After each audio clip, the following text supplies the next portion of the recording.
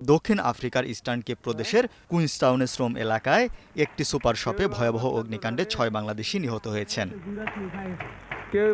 মঙ্গলবার রাত ৩টার দিকে এ অগ্নিকাণ্ডের ঘটনা ঘটে। এই ঘটনার সংবাদে নিহতদের বাড়িতে পৌঁছার পর থেকেই স্বজনদের আহাজারিতে পরিবেশ ভারী হয়ে উঠেছে নারায়ণগঞ্জ সদর উপজেলার আলিরটেক ইউনিয়নের কোকেরচর এলাকায়।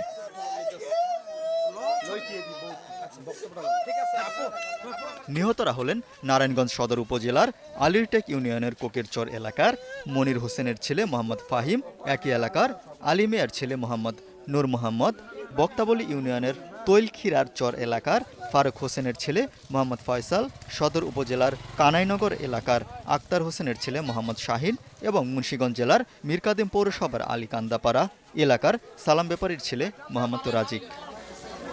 নিহত ফাহিমের স্বজনেরা জানিয়েছেন ১১ বছর আগে জীবিকার সন্ধানে ফাহিম দক্ষিণ আফ্রিকায় যান। পরিবারের আর্থিক অবস্থার উন্নতির আশায় দীর্ঘদিন ধরে তিনি সেখানে কাজ করছিলেন। হঠাৎ অগ্নিকাণ্ডে তার মৃত্যুর খবর পেয়ে পরিবারে শোকের ছায়া নেমে এসেছে।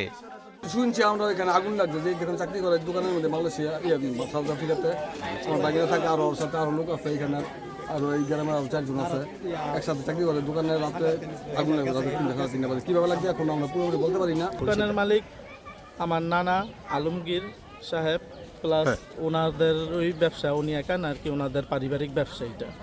আর ঘটনাটা সূত্রপাত হয়েছে ভোরবেলা, আমরা ওই দেশের ভোরবেলা আর কি, বাংলাদেশে তখন তো 7টা-8টা বাজে আমরা খবর পাইছি, আর ওই দেশে তখন 4 ঘন্টা বেশ কম। তাইলে আমরা ওই দেশের 3টা-4টার দিকে আগুনটা হয়তো লাগছে। আগুনটা লাগছে এখনো আমরা নিশ্চিত হইতে পারতেছি না, কারণ ভিডিওতে যেটা দেখে বুঝলাম যে আগুনটা ভিতর থেকে দেখা যাইতেছে পুরোপুরি ব্লাস্ট হয়েছে। সাউথ আফ্রিকা একটা বড় শপ, সুপার শপে সাউথ আফ্রিকা, তো এটা তো প্রত্যেক বছরই জানেন ডাকাতি হয়, লুট হয় সাউথ আফ্রিকার ভিতরে। তো ওইটা চারো সাইডে একটা তালাবদ্ধতা ছিল। সাউথ আফ্রিকার নিয়ম হলো চারো সাইডে গ্রিল দেওয়া, তালাবদ্ধতা থাকে, যে একটা মানুষ ঢুকতে পারবো না, বের হতে পারবো না। তো ওই অবস্থায় আশেপাশে দোকানদার ছিল, যারা তালা ভাঙছে কিন্তু বের হতে পারে না। নিহতদের মরদেহ দেশে আনার প্রক্রিয়া এবং অগ্নিকাণ্ডের কারণ জানতে স্থানীয় প্রশাসনের সঙ্গে যোগাযোগ চলছে বলে নিহতদের স্বজনেরা জানিয়েছেন। একটু পরে আমাদের সদর উপজেলার উপজেলা নির্বাহী অফিসার এই পরিবারগুলোর সাথে দেখা করবেন, যোগাযোগ করবেন।